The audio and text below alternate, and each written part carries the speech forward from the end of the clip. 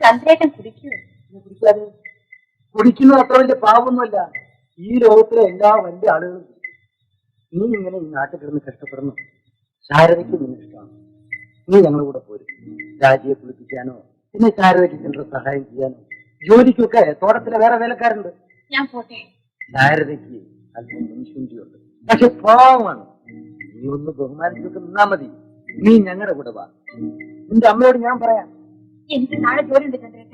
നിന്നെ ഞാൻ നോക്കിക്കൊള്ളാൻ തന്നെ. ഓഹോ, നിന്റെ ഈ പണ്ട് കാണാത്ത ഭാവം കാണുമ്പോഴാ എനിക്ക് എന്നാ നിന്റെ കൈ വെച്ചു.